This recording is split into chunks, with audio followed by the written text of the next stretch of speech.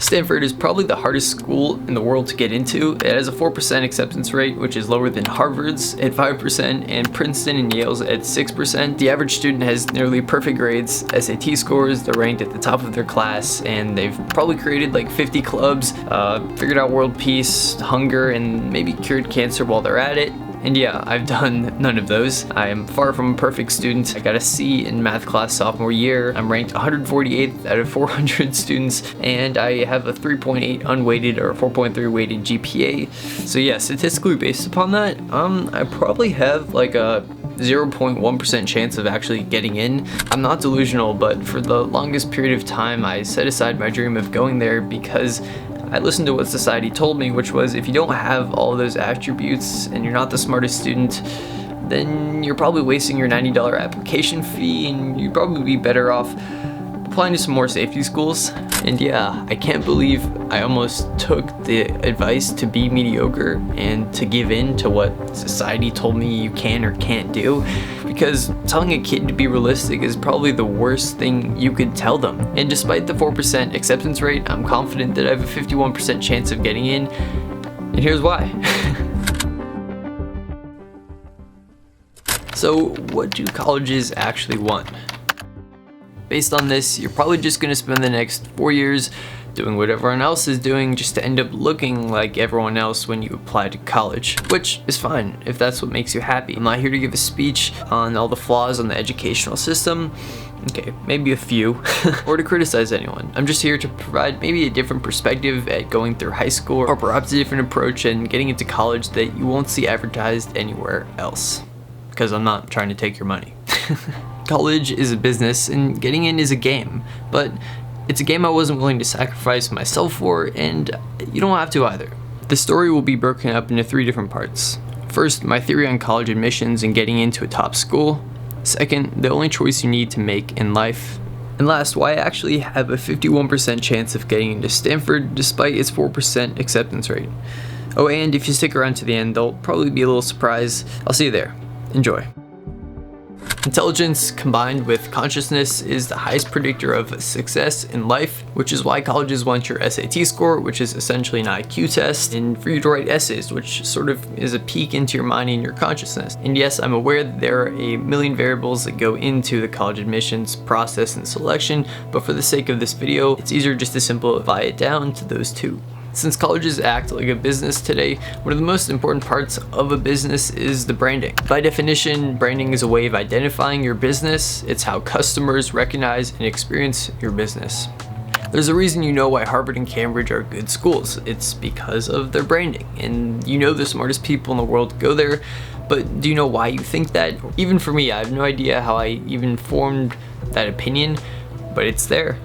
I guess that's the beauty of branding. Branding is what makes elite schools elite, and if you can say you went to an elite or good school, it's going to help you out in probably all areas in your life, because that's sort of what our society is based upon. But it's only elite because it's prestigious and hard to get in. Harvard would not be Harvard if everyone could go, and scarcity creates value. Even right now, if I told you I got into Harvard and Stanford and Yale and Princeton, you'd probably think higher of me. Whether you believe it or not, you'll probably listen to what I'm saying with more attention, you'll have more respect for me, and you'll probably continue to watch my videos because of that. That's just the fact of the matter. That's how society is. Yeah.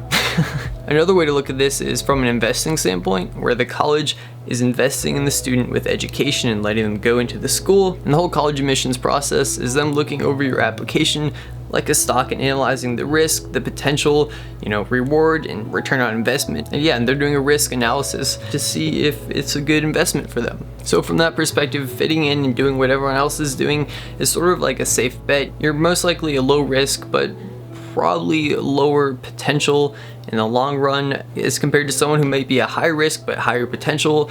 I guess the best way to compare the two is like the low risk, low reward are sort of like the doctors, the lawyers, the people that aren't going to change the world, but they're going to have an important contribution to society, and you sort of want those people to fit in. But the high risk, high reward people are sort of like the CEOs, the people who create the companies that end up changing the world, but they probably think a little bit different, and they're not like the average person in terms of following the rules and fitting in.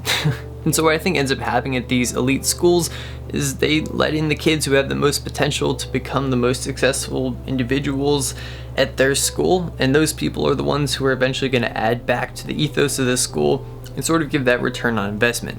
And the more effective they are at selecting these standout students, the more endowment they'll receive and the higher the perceived value and education of that school is. I hate to simplify it down to that, but again, for the sake of this video, they want to look good and they want your money. To be fair, there are a million other variables that go into play in factoring in college admissions, but from my perspective, I do think it ends up going back into branding and money at the end of the day. Chapter 2, the one choice you need to make in life. Good luck. Referencing one of my favorite Robert Frost quotes, or poems I guess, there are two paths at approaching college, or even if you zoom out, at approaching life.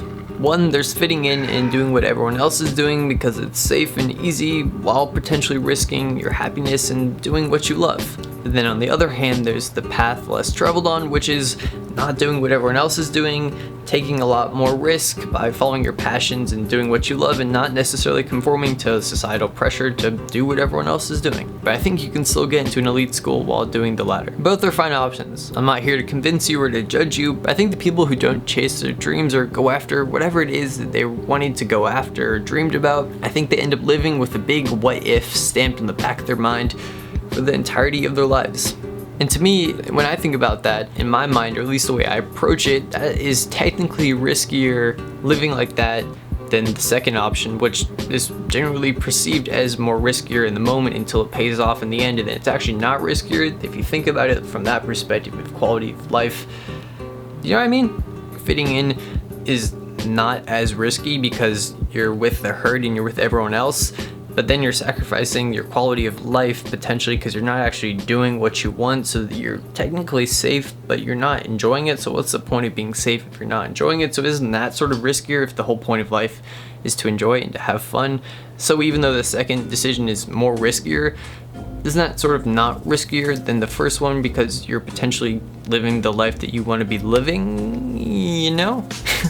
Sometimes you just have to zoom out a little bit, because I think in the moment we can get really caught up with, oh my god, I'm gonna look different, everyone's gonna judge me. But then if you realize, okay, if I do everything I'm supposed to do for the rest of my life, I'll probably be average, mediocre, and so what? What does that add to this world? I mean, okay, I'm not gonna like judge anyone, but there's like 8 billion people on this planet. I mean, life is so weird and such an odd and incredible opportunity. Geez, you might as well just go after it. I mean, if you think about your existence, it's like this in terms of the universe. Not to get all like existential on you guys, but like, might as well just go for it, you know? Anyway. Let's do a little hypothetical thought experiment or simulation. And yeah, I'm gonna set up 2 hypothetical choices for you to decide about to do for high school. Option number 1 is doing everything you're supposed to be doing. You probably joined student government, you started a bunch of clubs, you're taking all the hardest classes available, you're staying up every night and studying, sacrificing your sleep, you're probably a little bit irritable and not the nicest to your parents. You don't feel that great, but you're getting by and you're getting good grades. But hey, at least you're at the top of your class, right?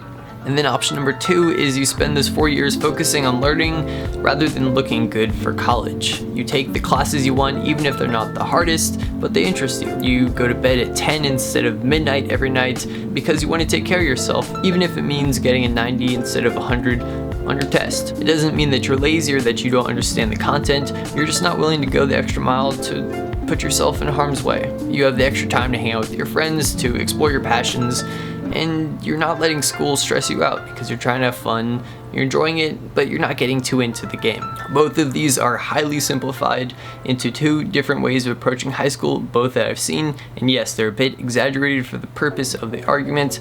No judgment at all here, but let's pretend that both paths end up getting denied by the top schools and they both end up at the same school at the end of the day. No matter what happens in life, you're stuck with yourself. That's just the fact of the matter. No matter where you go, there you are. And that's what I think the main point I'm trying to drive home here is, that you can't go wrong with investing in yourself and prioritizing yourself and doing what you love, exploring wherever your heart takes you. No matter how cheesy that advice sounds, a lot of people end up living with regret. It doesn't even matter what college you go to if you're unhappy and stressed all the time, because you won't even enjoy it. What really matters is the quality of life and the people around you and just enjoying it while we're here. But it's much easier said than done, especially in the society we have today and how competitive things are. But you just have to trust that the dots will align. And in my experience investing in myself, whether that means going to bed earlier or spending the time to read a book or to hang out with my friends instead of studying, it's always paid off, whether it's been quantitative and easy to see or not. I know that it's paid off. And investing in yourself and your passions, doing what you love, will end up being what makes you stick out the most, and I think that'll be what helps you get into an elite college or a high institution if that is what you're pursuing. The bottom line is, learning and discovering should be the priority of high school, and being able to have fun and enjoying life should be a given right for everyone. School should not be as stressful as it is for students. It just should. Kids should be looking forward to going to school. They should be having fun in school. Learning should be fun, not stressful. And I think the biggest issue is that motivation for school is not coming from a place of wanting to learn or excitement about life. It's coming from a place of fear and stress, because if you don't perform well in school, then you're going to get behind and society will push you down. And I think that's just a huge issue. Learning should not be motivated by fear. It should be motivated by genuine excitement for life.